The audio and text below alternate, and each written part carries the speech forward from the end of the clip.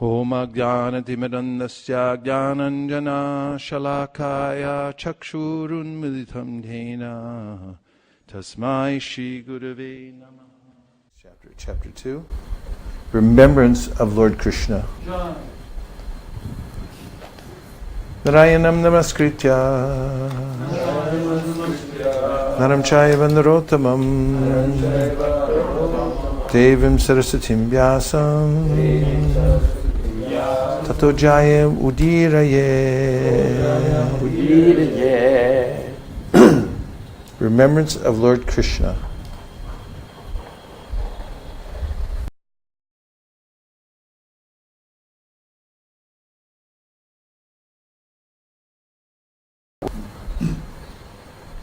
He was one who, even in his childhood, at the age of 5 years, was so absorbed in the service of Lord Krishna that when he was called by his mother for morning breakfast, he did not wish to have it. The Sangha welcomes and recognizes His Grace Mukaravinda Prabhu. Haribo! Panchagopurvishya Kripasindhabevacha Patitanam Bhavanebhyo Vaishnavebhyo Namo Namaha. Everyone can now breathe easy that the Mukaravinda has arrived. Hare Krishna. Welcome. Haribo. You all settled in okay? Yep, I got settled. Okay, great. Hare Krishna. Please make yourself comfortable. Yeah.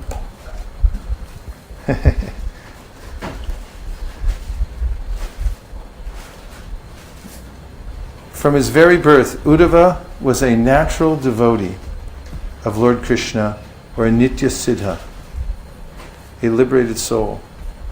From natural instinct, he used to serve.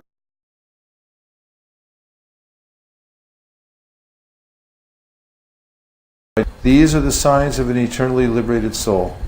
An eternally liberated soul is a devotee of the Lord who never forgets him. Human life is meant for reviving one's eternal relation with the Lord, and all religious injunctions are meant for awakening this dormant instinct of the living entity. The sooner this awakening is brought about, the quicker the mission of human life is fulfilled. In a good family of devotees, the child gets the opportunity to serve the Lord in many ways. A soul who is already advanced in devotional service has the opportunity to take birth in such an enlightened family. This is confirmed in the Bhagavad Gita 6:41. Shuchinam Srimatam Gehe Yoga Brashto Bijayate. Even the fallen devotee gets the opportunity to take his birth in the family of a well-situated brahmana or in a rich, well-to-do mercantile family. In both these families, there is a good opportunity to revive one's sense of God consciousness automatically, because particularly in these families, the worship of Lord Krishna is regularly performed, and the child gets the opportunity to imitate the process of worship called archana. The Pantratriki formula for training persons in devotional service is temple worship, whereby the neophytes get the opportunity to learn devotional service to the Lord. Maharaj Parikshit also used to play with Krishna dolls in his childhood. In India, the children in good families are still given dolls of the Lord, like Rama and Krishna, or sometimes the demigods, so that they may develop the aptitude of service to the Lord. By the grace of the Lord, we were given the same opportunity by our parents, and the beginning of our life was based on this principle. Text 3. Uddhava thus served the Lord continually from childhood, and in his old age that attitude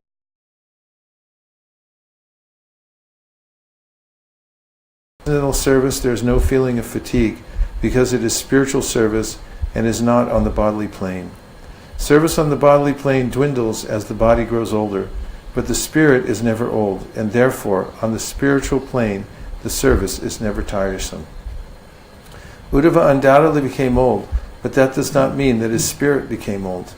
His service attitude matured on the transcendental plane, and therefore as soon as he was questioned by Vidura about Lord Krishna, he at once remembered his Lord by reference to the context and forgot himself on the physical plane. That is the sign of pure devotional service to the Lord, as will be explained later on. Lakshanam Bhakti Yoga Sya, etc. in Lord Kapila's instructions to his mother Devahuti. 4. For a moment he remained dead silent, and his body did not move. He became absorbed in the nectar of remembering the Lord's lotus feet in devotional ecstasy, and he appeared to be going increasingly deeper in that ecstasy. Purport: on the inquiry by Vidura about Krishna, Uddhava appeared to be awakened from slumber. He appeared to regret that he had forgotten the lotus feet of the Lord. Thus he again remembered the lotus feet of the Lord and remembered all his transcendental loving service unto him.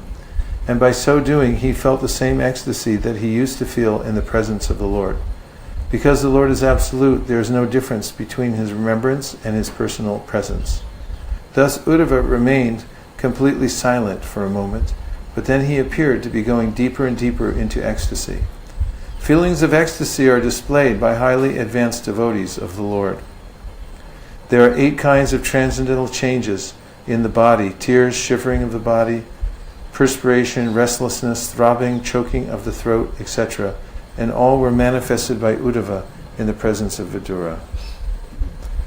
325. It was so observed by Vidura that Uddhava had all the transcendental bodily changes due to total ecstasy, and he was trying to wipe away tears of separation from his eyes. Thus Vidura could understand that Uddhava had completely assimilated extensive love for the Lord.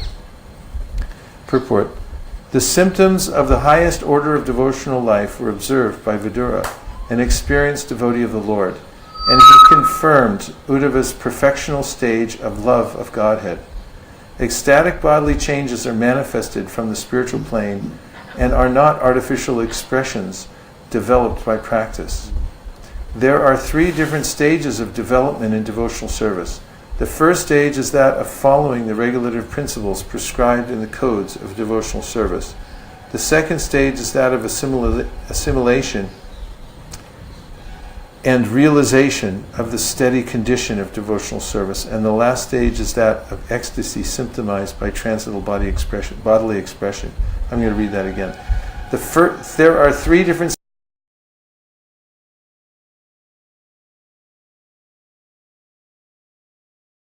of the glories and pastimes of the Lord. The impurities in the student's heart begin to be washed off. The more one is cleansed of impurities, the more one becomes fixed in devotional service.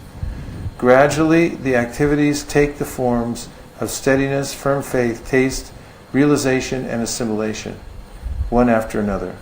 These different stages of gradual development increase love of God to the highest stage, and in the highest stage there are still more symptoms, such as affection, anger, and attachment, gradually rising in exceptional cases to the Mahabhava stage, which is generally not possible for the living entities. All these were manifested by Lord Sri Chaitanya Mahaprabhu, the personification of love of God. In the Bhakti Rasamrita Sindhu by Srila Rupa Goswami, the chief disciple of Lord Sri Chaitanya Mahaprabhu, these transcendental symptoms displayed by pure devotees like Uddhava are systematically described. We have written a summary study of Bhakti Rasamrita Sindhu entitled The Nectar of Devotion, and one may consult this book for more detailed information on the science of devotional service. Text 6. The great devotee Uddhava soon came back from the abode of the Lord. Wiping his eyes, relating his reminiscences of the past, and spoke to Vidura in a pleasing mood. Purport: when Uddhava was fully absorbed in the transcendental ecstasy of love of God, he actually forgot all about the external world. The pure devotee lives constantly in the abode of the Supreme Lord, even in the present body, which apparently belongs to this world. The pure devotee is not exactly on the bodily plane, since he is absorbed in the transcendental thought of the Supreme. When Uddhava wanted to speak to Vidura, he came down from the abode of the Lord, Dwarka, to the material plane of human beings. Even though a pure devotee is present on this mortal planet, he is here in relation to the Lord for engagement in transcendental loving service, and not for any other material cause.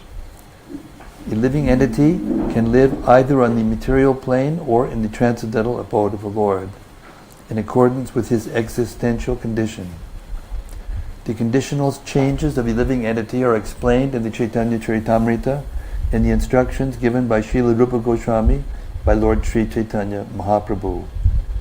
The living entities all over the universes are enjoying the effects of the respective fruitive results of their own work, life after life.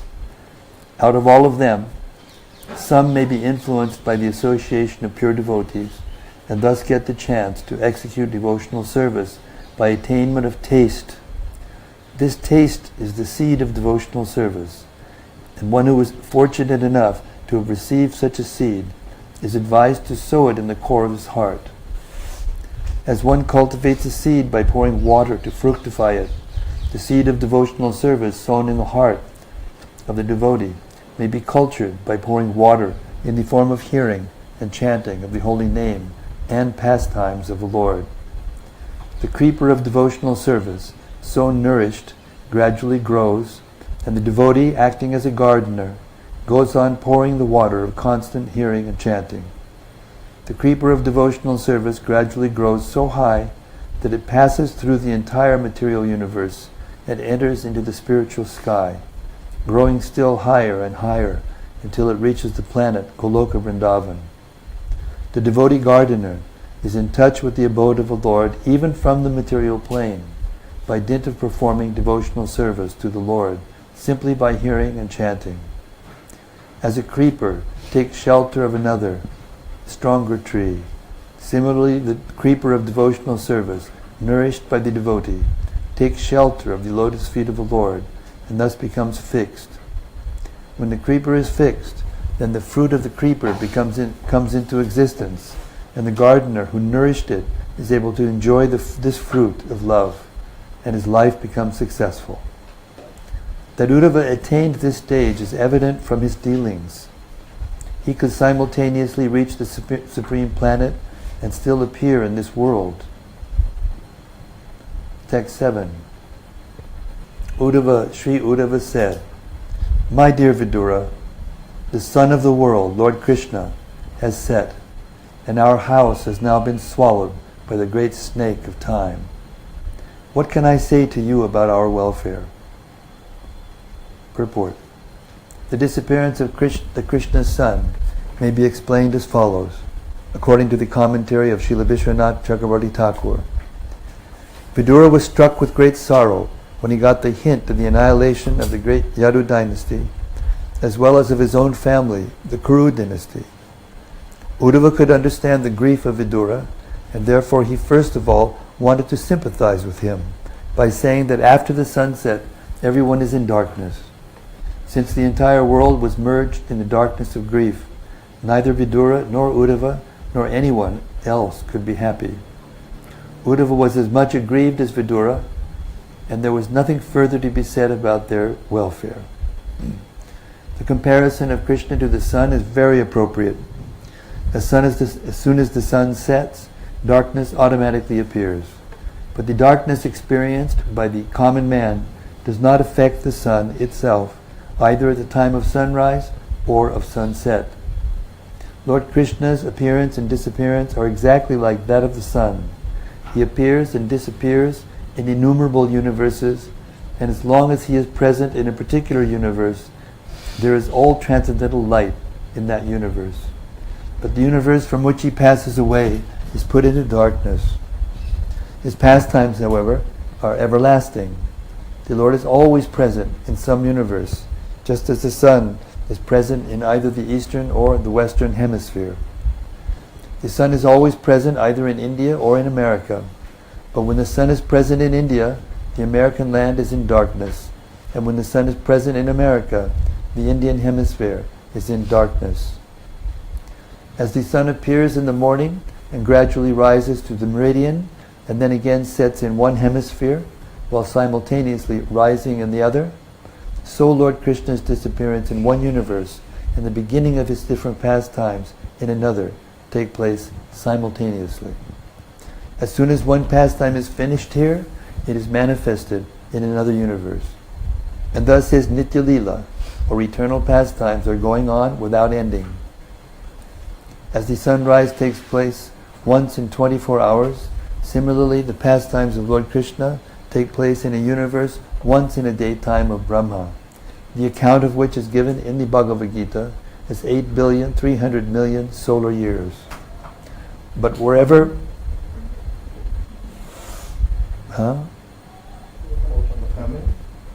4,300,000,000 years. Did I say 8? I was talking 24 hours, sorry. As the sunrise takes place once in 24 hours, similarly the pastimes of Lord Krishna take place in the universe once in a day of Brahma, the account of which is given in the Bhagavad Gita as 4,300,000,000 solar years. Actually, that might have been correct. Anyway, it's 24 hours, should be.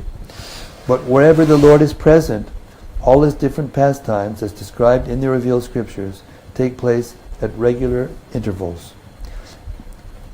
As at sunset, the snakes become powerful, thieves are encouraged, ghosts become active, the lotus becomes disfigured, and the Chakravarti laments. So with the disappearance of Lord Sri Krishna, the atheists feel enlivened and the devotees become sorry.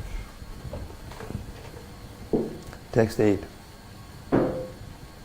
This universe with all its planets is most unfortunate.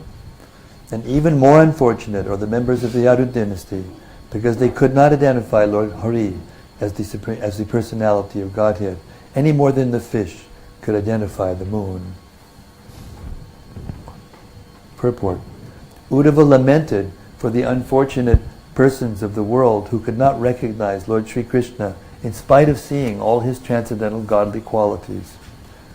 From the very beginning of his appearance within the prison bars of King Kamsa up to his Maushala Leela, although he exhibited his potencies as the personality of Godhead in the 6 opulences of wealth, strength, fame, beauty, knowledge, and renunciation, the foolish persons of the world could not understand that he was the Supreme Lord. Foolish persons might have thought him an extraordinary historic figure because they had no intimate touch with the Lord. But more unfortunate were the family members of the Lord, the members of the Yadu dynasty, who were always in company with the Lord but were unable to recognize him as the Supreme Personality of Godhead. Uddhava lamented his own fortune also because although he knew Krishna to be the Supreme Personality of Godhead, he could not properly use the opportunity to render devotional service to the Lord. He regretted everyone's misfortune, including his own. The pure devotee of the Lord thinks himself most unfortunate. That is due to excessive love for the Lord and is one of the transcendental perceptions of viraha, the suffering of separation. It is learned from the revealed scriptures that the moon was born from the milk ocean. There is a milk ocean in the upper planets, and there Lord Vishnu, who controls the heart of every living being as Paramatma, the Supersoul, resides as the Chirajakashayi Vishnu. Those who do not believe in the existence of the ocean of milk because they have experience only of the salty water in the ocean should know that the world is also called the Go, which means the cow. The urine of a cow is salty, and according to Ayurvedic medicine, the cow's urine is very effective in treating patients suffering from liver trouble. Such patients may not have any experience of the cow's milk because milk is never given to liver patients. But the liver patient may know that the cow has milk also, although he has never tasted it. Similarly, men who have experience only of this tiny planet where the saltwater ocean exists may take information from the revealed scriptures that there is also an ocean of milk, although we have never seen it. From this ocean of milk the moon was born, but the fish in the milk ocean could not recognize that the moon was not another fish and was different from them. The fish took the moon to be one of them, or maybe something illuminating, but nothing more. The unfortunate persons who do not recognize Lord Krishna are like such fish. They take him to be one of them, although a little extraordinary in opulent strength, and so on. The Bhagavad Gita 9:11 confirms such foolish persons to be most unfortunate. Avajananti mam mudha manushim tonamashritam. Text 9. The Yadus were all experienced devotees, learned and expert in psychic study. Over and above this, they were always with the Lord in all kinds of relaxations, and still they were only able to know Him as the One Supreme who dwells everywhere. Purport.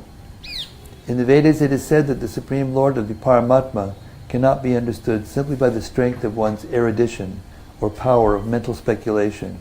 Nayam Atma Pravachanena Labhyo Namedaya Na Bahuna Shrutena. Canto 1:2-23. He can be known only by one who has the mercy of the Lord. The Yadavas were all exceptionally learned and experienced, but in spite of their knowing the Lord as the one who lives in everyone's heart, they could not understand that He is the original personality of Godhead. This lack of knowledge was not due to their insufficient erudition. It was due to their misfortune. In Vrindavan, however, the Lord was not even known as the Paramatma, because the residents of Vrindavan were pure, unconventional devotees of the Lord and could think of Him only as their object of love. They did not know that He is the personality of Godhead. The Yadus, or the residents of Dwarka, however, could know Lord Krishna as Vasudeva, or the Super Soul living everywhere, but not as the Supreme Lord. As scholars of the Vedas, they verified the Vedic hymns, Eko Deva, Sarvabhutadvishasa, Antaryami, and Vishrinam Paradevata. The Yadus therefore accepted Lord Krishna as the Super Soul incarnated in their family, and not more than that. Text 10. Under no circumstances can the words of persons bewildered by the illusory energy of the Lord deviate the intelligence of those who are completely surrendered souls. Purport. Lord Sri Krishna is the Supreme Personality of Godhead according to all the evidences of the Vedas. He is accepted by all acharyas, including Sripad Shankaracharya. But when He was present in the world, different classes of men accepted Him differently, and therefore their calculations of the Lord were also different. Generally, persons who had faith in the revealed scriptures accepted the Lord as He is, and all of them merged into great bereavement when the Lord disappeared from the world. In the first canto we have already discussed the lamentation of Arjuna and Yudhishthira, to whom the disappearance of Lord Krishna was almost intolerable up to the end of their lives. The Yadavas were only partially cognizant of the Lord, but they are also glorious because they had the opportunity to associate with the Lord, who acted as the head of their family, and they also rendered the Lord intimate service. The Yadavas and other devotees of the Lord are different from those who wrongly calculated Him to be an ordinary human personality. Such persons are certainly bewildered by the illusory energy. They are hellish and are envious of the Supreme Lord. The illusory energy acts very powerfully on them because in spite of their elevated mundane education, such persons are faithless and are infected by the mentality of atheism. They are always very eager to establish that Lord Krishna was an ordinary man who was killed by a hunter due to his many impious acts in plotting to kill the sons of Dhritarashtra and Jarasandha, the demoniac kings of the earth. Such persons have no faith in the statement of the Bhagavad Gita that the Lord is unaffected by the reactions of work. Na mam karmani limpanti. According to the atheistic point of view, Lord Krishna's family, the Yadu dynasty, was vanquished due to being cursed by the Brahmanas for the sins committed by Krishna in killing the sons of Dhritarashtra, and so on. All these blasphemies do not touch the heart of the devotees of the Lord, because they know perfectly well what is what. Their intelligence regarding the Lord is never disturbed. But those who are disturbed by the statements of the Asuras are also condemned. That is what Uddhava meant in this verse.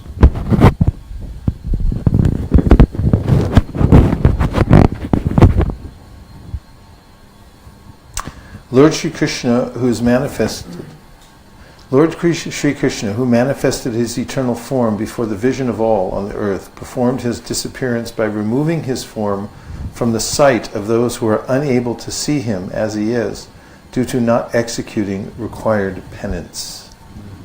Purport: in this verse, the word avitripta drusham is most significant. The conditioned souls in the material world are all trying to satisfy their senses in various ways, but they have failed to do so because it is impossible to be satisfied by such efforts. The example of the fish on land is very appropriate.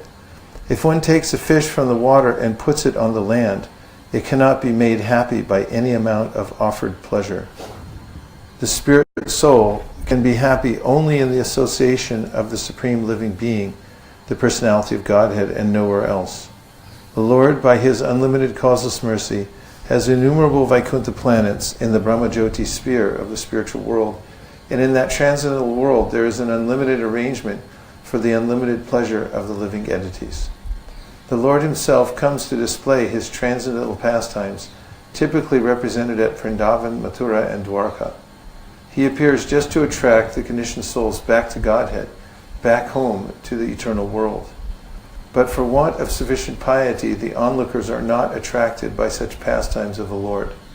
In Bhagavad Gita, it is said that only those who have completely surpassed the way of sinful reaction can engage themselves in the loving transcendental service of the Lord. The entire Vedic way of ritualistic performances is to put every conditioned soul on the path of piety. By strict adherence to the prescribed principles for all orders of social life, one can attain the qualities of truthfulness, control of the mind, control of the senses, forbearance, etc., and can be elevated to the plane of rendering pure devotional service to the Lord.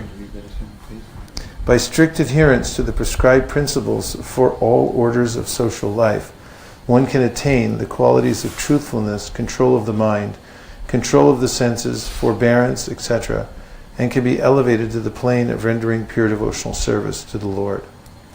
Only by such a transcendental vision are one's material hankerings fully satisfied. When the Lord was present, persons who were able to satisfy their material hankerings by seeing him in true perspective were thus able to go back with him to his kingdom.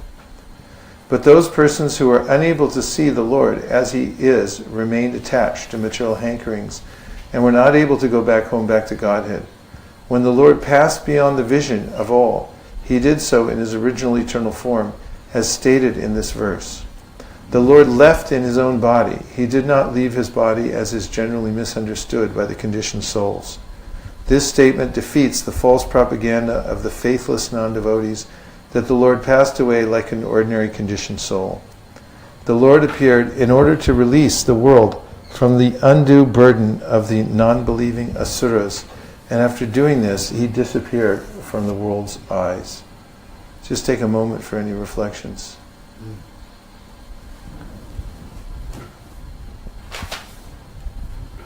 I like that analogy of the earth is also called go. And just as when somebody's suffering from a liver disease, it can't take milk, but it can take another product from the cow urine, which helps to cure that disease of the liver. And so in a similar way. And also one more point that was that he may know about milk or not. He may know about it, but he may not have experienced it. He may know about it, but he may not have experienced it. And then it was that people have experience of the medicinal material world, but they're not sometimes aware at all of the other side of it, that there's actually a spiritual world. Well, I was reflecting on how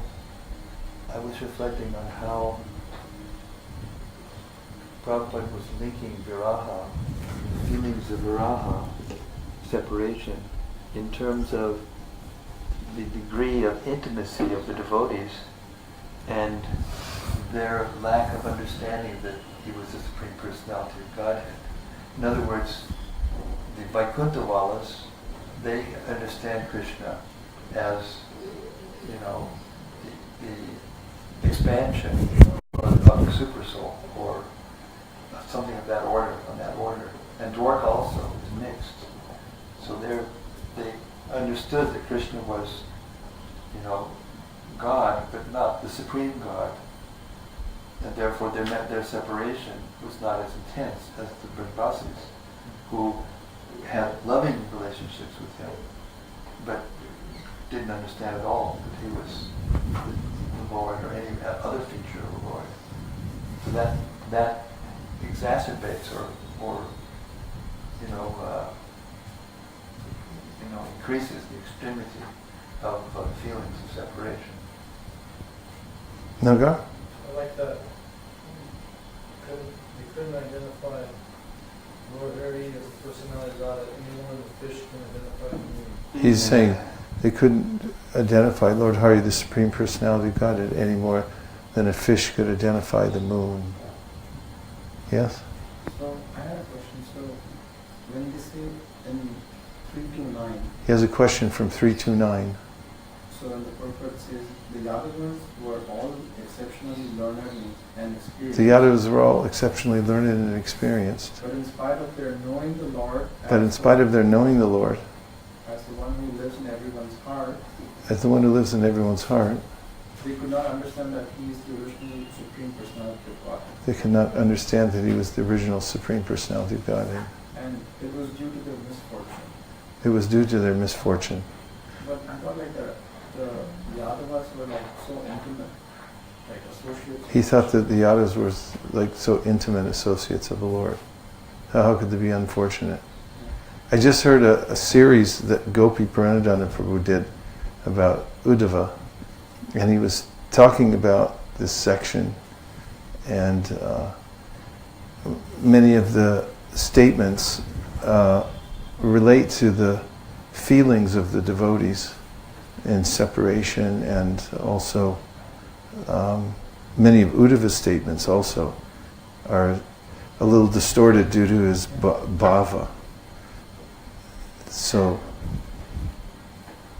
Yeah, it's that it may seem unfortunate relative to the Vrajavasis, even though it's obviously fortunate relative to the conditioned souls. That's the context with which he uses the term, unfortunate.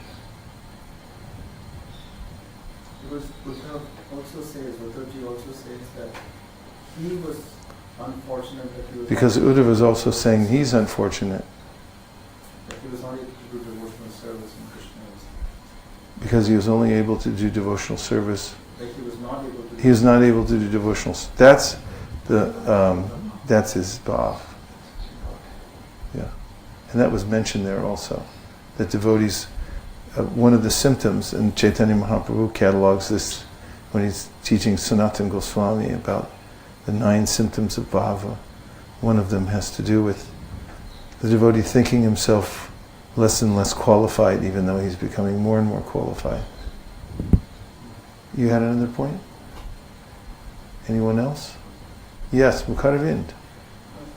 When in the starting he was mentioning when he just came back from his sudden thought from the spiritual world to back in the purport. When Uddhava came back from his thoughts in the spiritual world back into the present time, speaking to Vidura. When Prabhupada in the purport was mentioning that how similarly a practitioner he can be in this material plane, but if he's just hearing and Prabhupada mentions that a practitioner can be in the material plane, but if he's practicing, practicing hearing, reading, he can be still in touch with the spiritual but he can be still in touch with the spiritual world even when he's moving about here. Consistent with Chaitanya Mahaprabhu's teachings, who said that the creeper grows to the Goloka Vrindavan even when the gardener is still here in this world. Nice. What else? I appreciated how Srila Prabhupada talked about 3 stages of development in devotional service. He appreciated how Srila Prabhupada talked about 3 stages of development in devotional service. Because he describes them in different words in different places. As he describes them in different words in different places. He says the first stage is that of following regulative principles. The first stage is that of following regulative principles. The second stage is that of assimilation and realization. The second stage is that of assimilation and realization Of the steady condition in the steady condition of devotional service. The last stage is that of ecstasy. The last stage is that of ecstasy. The second stage being assimilation and realization. I've never heard him speak like that. He'd never heard of him speak like that, mentioning assimilation and realization Of the steady condition of the steady condition of of devotion. devotional service.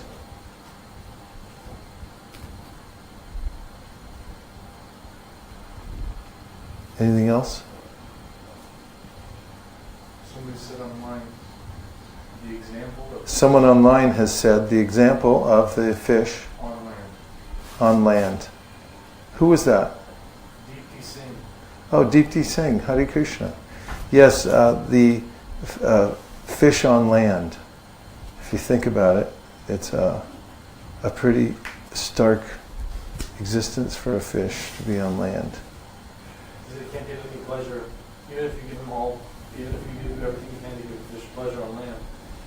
What's the result? You can give him candy, he won't appreciate it. Yeah. Just wants to go back in the water.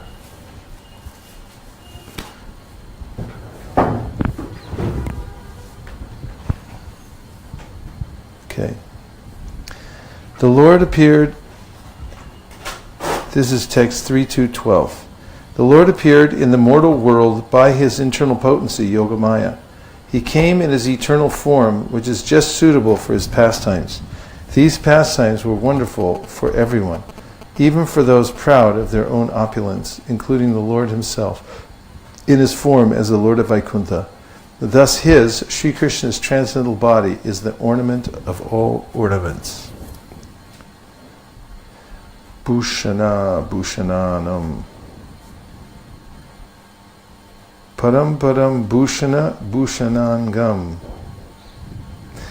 Purport: in conformity with the Vedic hymns Nityo Nityanam Chaitanas Chaitananam Katha Upanishad, the personality of God, it is more excellent than all other living beings within all the universes in the material world.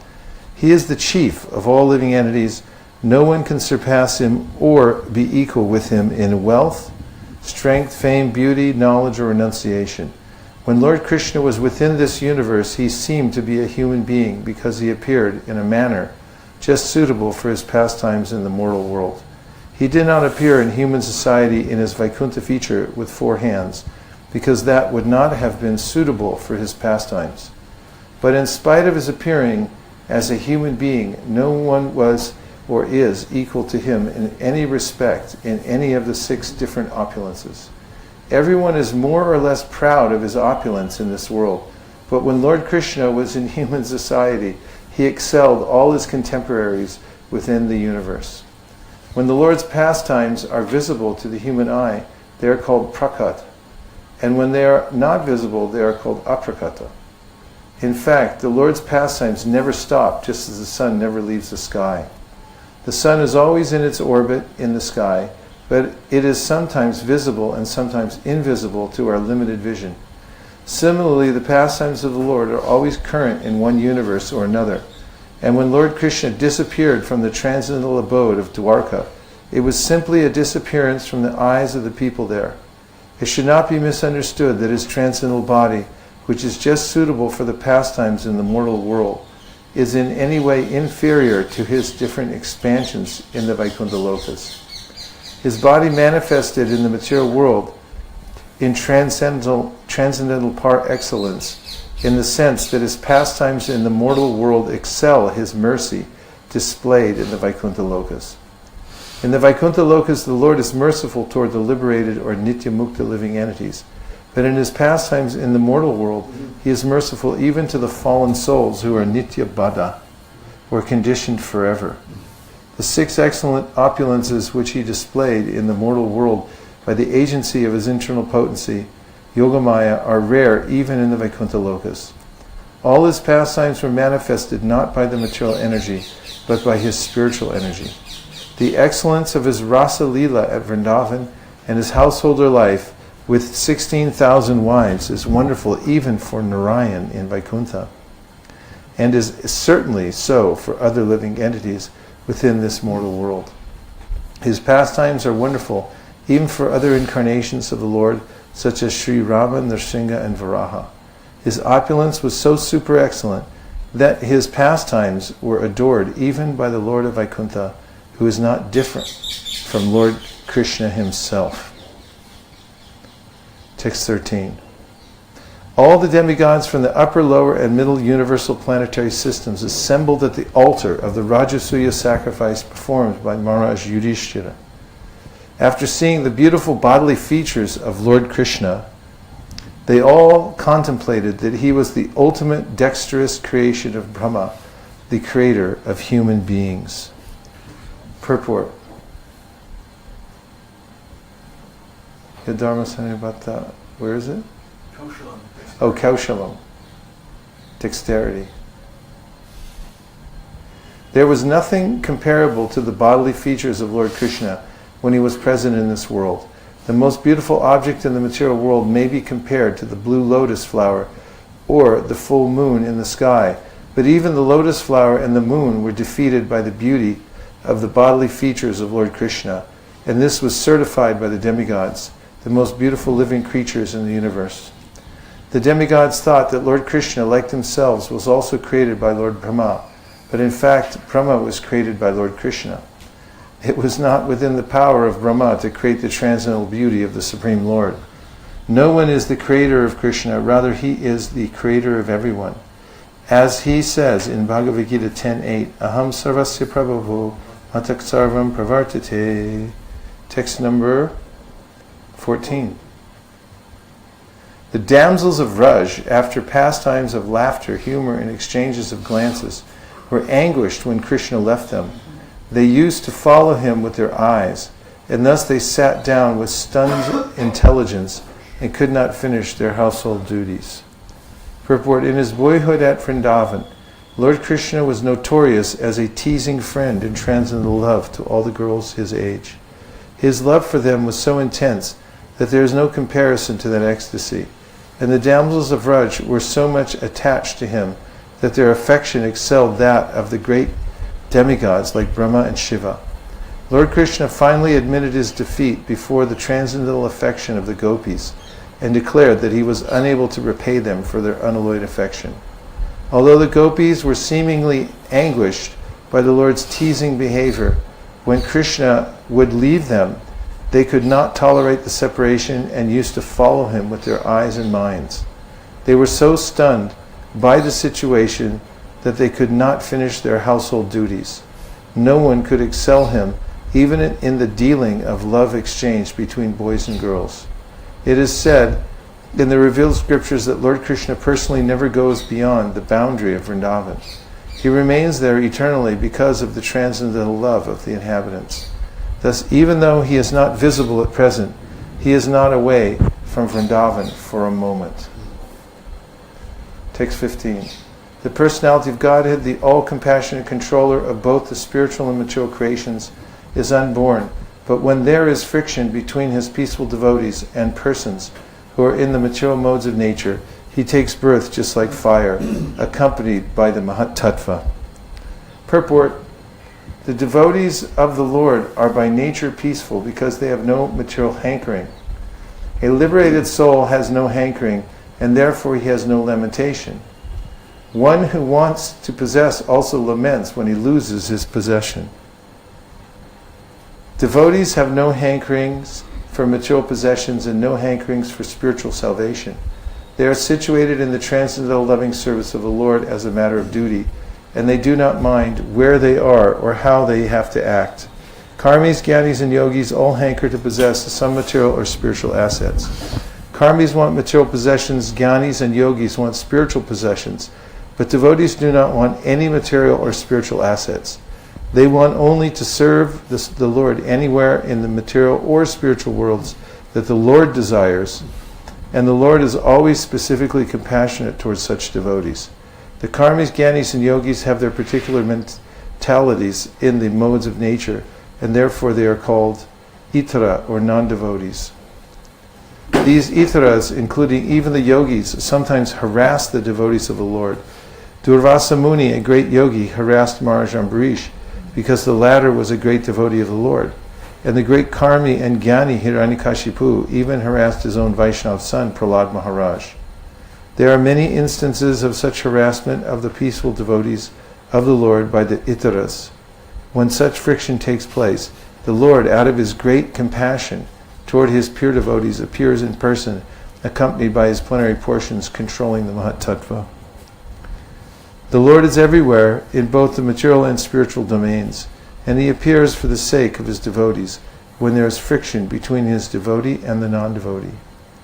As electricity is generated by friction of matter anywhere and everywhere, the Lord, being all-pervading, appears because of the friction of devotees and non-devotees.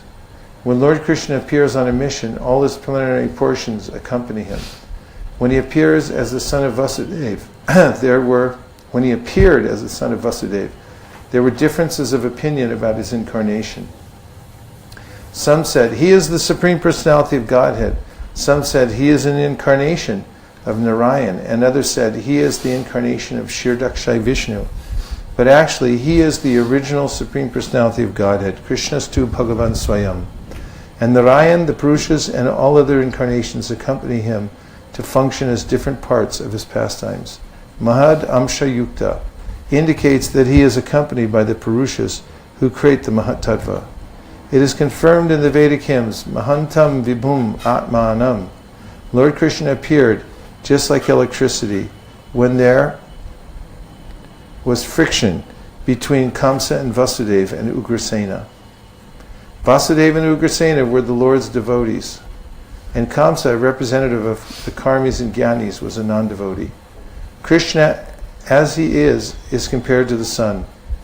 He first appeared from the ocean of the womb of Devaki, and gradually he satisfied the inhabitants of the places surrounding Mathura, just as the sun enlivens the lotus flower in the morning. After gradually rising to the meridian of Dwarka, the Lord set like the sun, placing everything in darkness as described by Uddhava. Well, there was a point I wanted to make. Sorry. Oh, just Gopi was commenting on this, and he was saying that it is Gopi Paranadana Prabhu. Just about when the devotees' spiritual lives progress, and there's a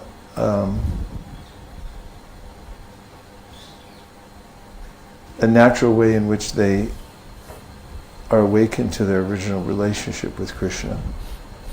He was saying that actually the devotees, the actual process of the devotees are eager to serve Krishna in whatever way he wants to be served. It's not that they have some self-interest in, now I want to have this relationship, but they have the relationship because Krishna wants the relationship. And they also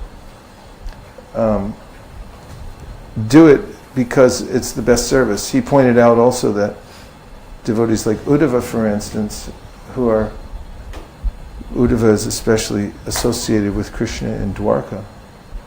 But actually, he remains in Vrindavan, absorbed in thinking of the gopis and how exalted they are simultaneously. And so it's not that one relationship with Krishna is uniquely distinct from all the other relationships. They can be intertwined by the appreciation. As Queen Kunti says, Shinvanti Gayanti Grinanti, the extreme appreciation that devotees have for others' service is a tantamount to them being in that relationship. They're tasting it as well.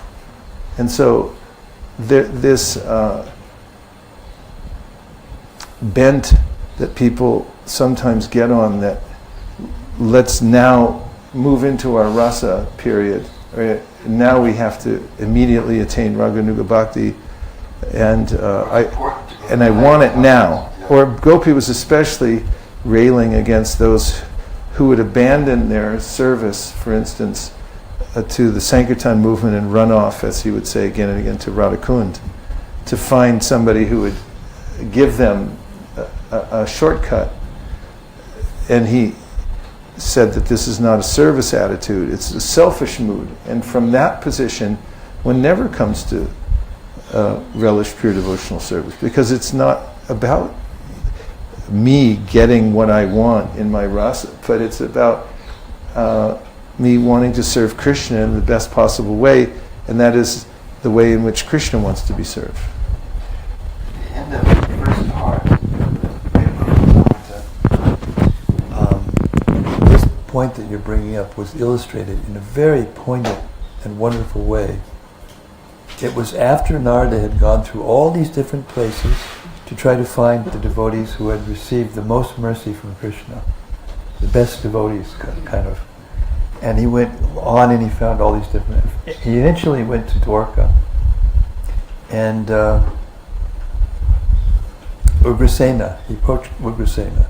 And Ugrasena says, you're looking at the wrong person. How can I be most dear to Krishna? Where is he? I mean, maybe I'm his family member, but where is he now? You see him right here?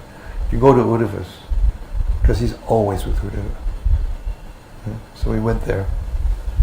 And anyway, don't want to not waste time, but I don't want to spend too much time with this. But at the end, it came out that... We're way ahead. Go right ahead. Well, there was a debate that happened, and Krishna was in bed, right?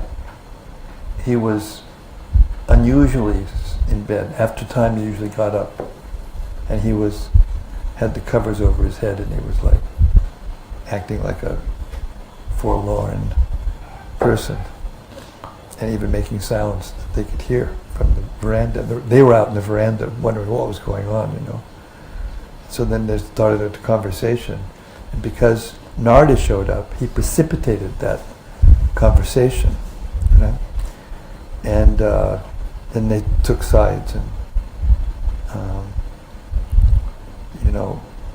some of the Dwarkavasis took the side of Krishna, and some of them took the side of the Brajvasis.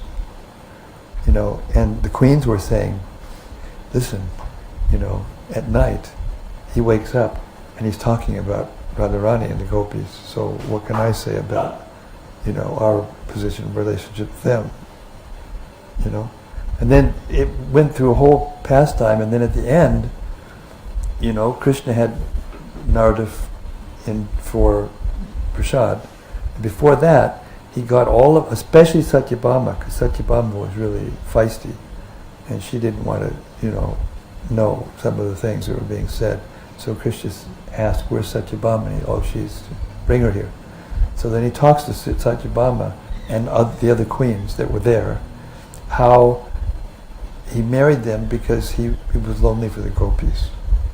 And then Prabhupada said I'm not sure if it was Sanatana Goswami said in the purport, something to the effect that this is not ordinary female behavior.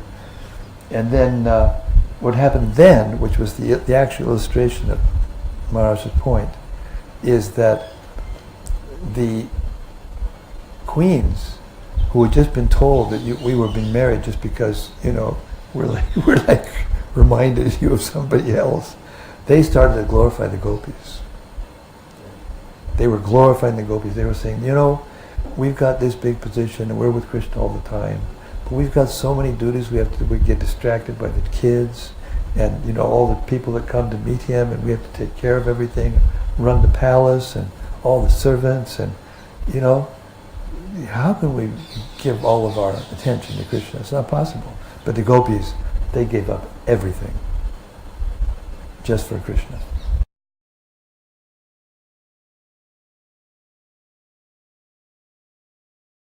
The most intimate and gives the most pleasure to Krishna. To your point, that it's not just because you think, Krishna will be pleased by this the most. It's actually what's going to please Krishna the most. And when he's in Dwarka, it's the queens please him the most, but he still dreams about the gopis. So So then, so like in this example, even though they know that there's devotee who pleases Krishna more, You have to repeat what he's saying. Even though this is Naimisharanya speaking to us, giving us so benefit of his purity. Go ahead. this is a question. So even though the queens knew that there was somebody, Even though the queens knew that there was someone dear to Krishna, they did not hanker to become more dear. they did not hanker to become more dear. Like, is that the right move, that you should not hanker to become more dear to Krishna, and you should just be satisfied with where you are? It's rasa. He's saying, is it right that it's not right to, no, is it right to say that they don't hanker to have a higher relationship with Krishna, which would hint at pleasing him more? Yes.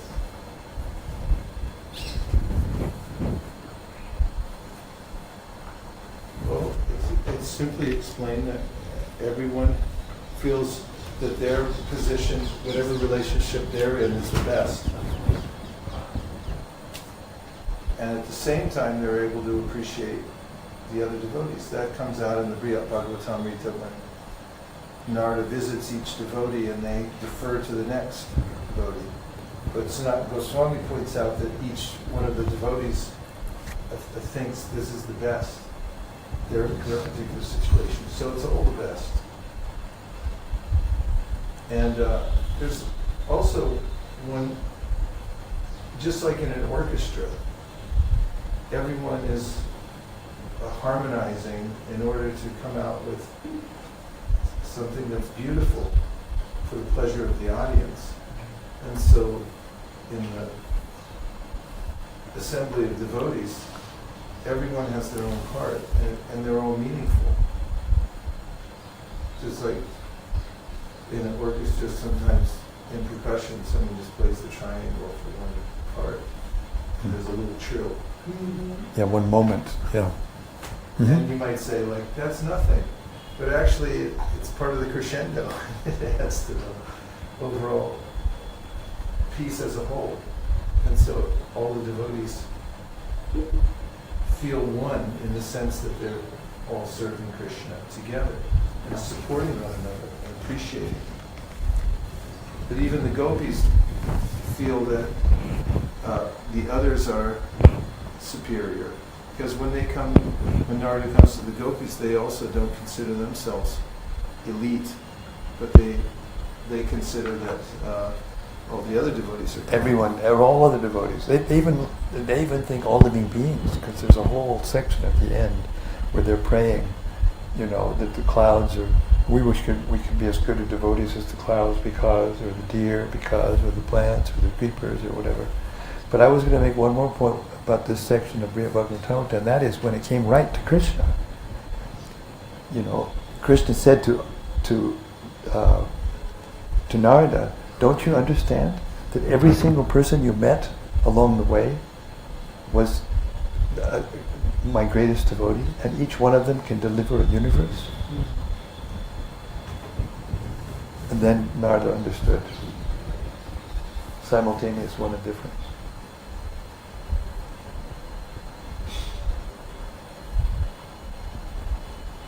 Nagar Kirtan. So we had discussed some months ago Nagar Kirtan, we had discussed some months ago. that about groups outside of ISKCON. About groups outside of ISKCON. That naturally they will feel that each group will feel that each group themselves is the best. That naturally they feel, each group will feel that he's the best, it's the best. It's like a natural tendency, but at the same time, But at the same time, yeah, and I was just wondering if this attitude is the same as this attitude. he was wondering if that attitude is the same as the attitude we've been discussing. Yeah, that we consider ourselves as having the best and most complete understanding out of all other groups. We consider ourselves as having the best and complete understanding of all other groups. But that's just like appreciating that. That's just like the rasa or something like that. Is that something like the Rasa or something like that? Well, there's a difference. There's a difference. And that is that the devotee who's in an apparently lower rasa, when appreciating the higher rasa, they don't criticize. They're not critical. But there's so many. I don't know. I won't say this about everybody, but so many are critical. I mean, I've been living out here since 1994, and I've heard everything and seen everything. ISKCON devotees going to Radhakund, and they're actually taught that this is higher now, and you were on something lower. So this higher and lower, it comes to the point of looking down on the persons that are lower. And there's enmity. But there's no enmity in the spiritual world, even though there's varieties of relationships, and some are more, not higher or lower. Prabhupada made a really big point about this. They're not higher or lower. They may be to a different degree of intimacy with Krishna.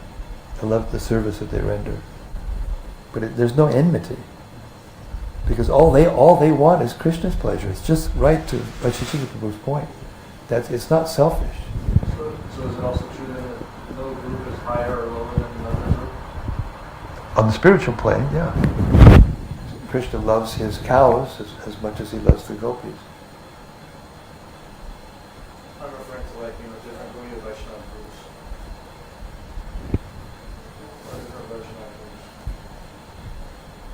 I mean, there are ways of analyzing. Lord Chaitanya analyzed, for instance, the Tattvavadis, and came to the conclusion that they weren't exactly following Madhvacharya properly, and therefore some of the things that they said weren't true.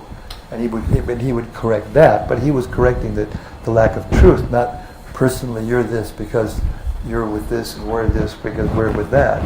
It's not the same. He also, when he met Vyankata, it's not that, it's this. When he met Vyankata,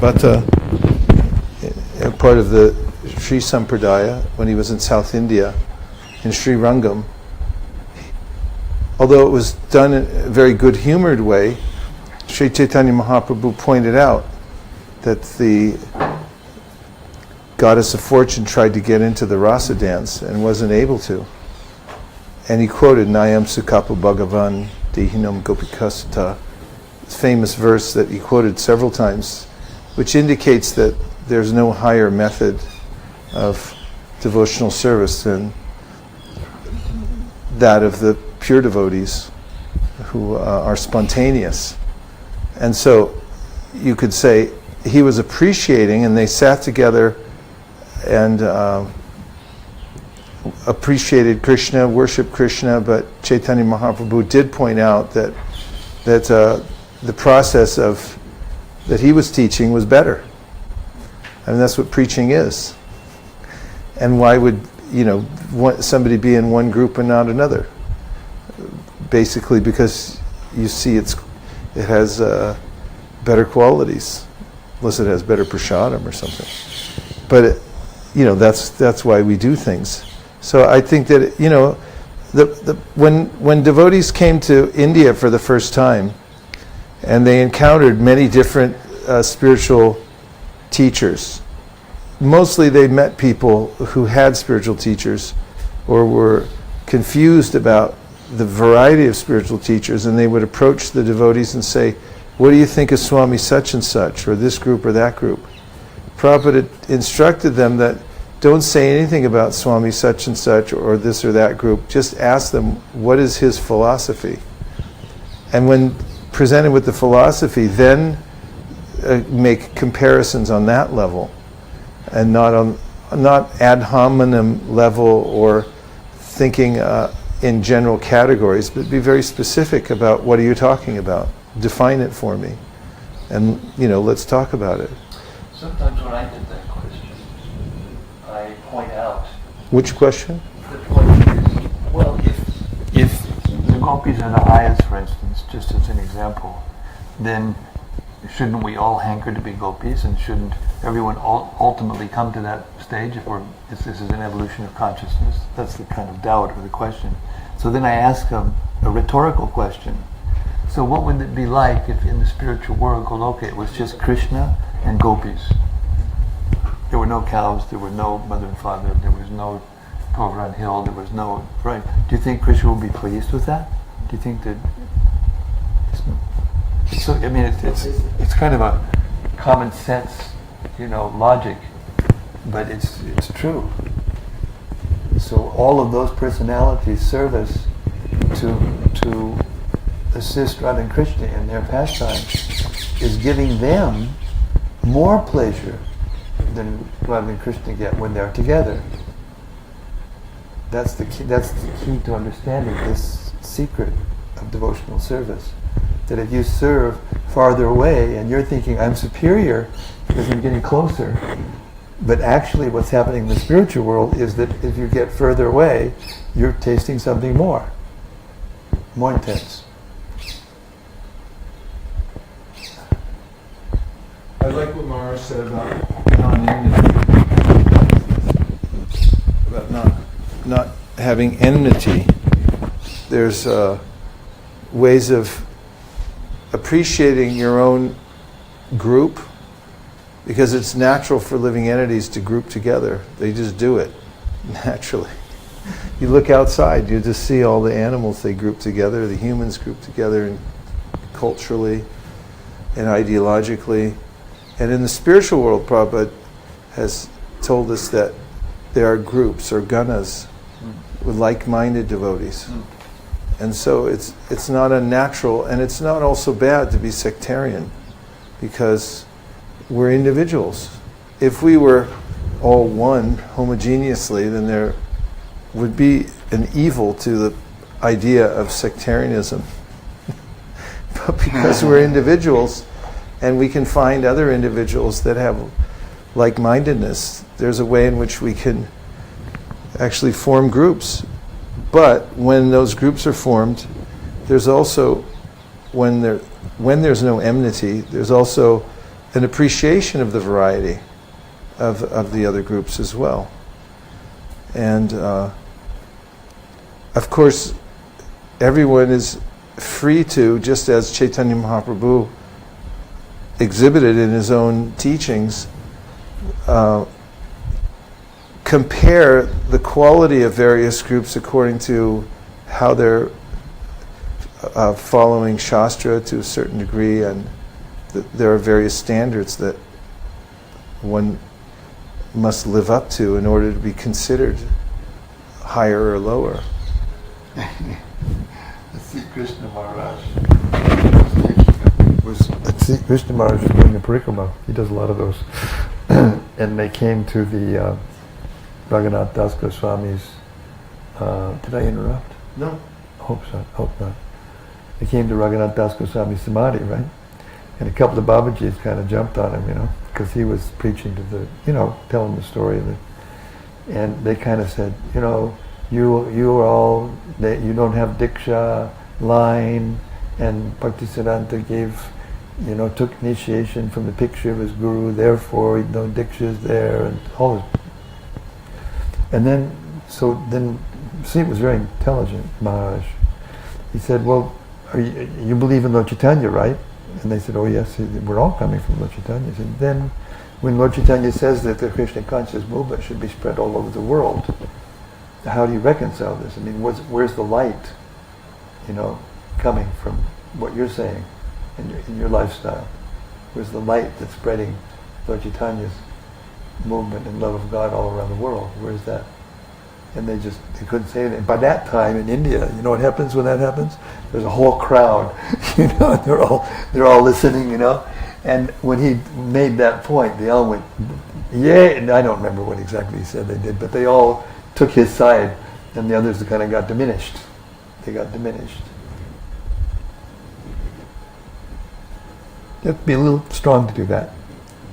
You have to be a little strong. I realized who he was when I heard that story. It's nice that he didn't start it, but he did Yeah, finish it. yeah, he finished it. Yeah. So now we're on text number 3216 in Maharash's reading. We're going to take a Cowboy. Nachari Marman, Nachari Marman, Nachari Marman, Nachari Marman, hey, Nachari Marman, Nachari Marman, Nachari Marman, Nachari Marman.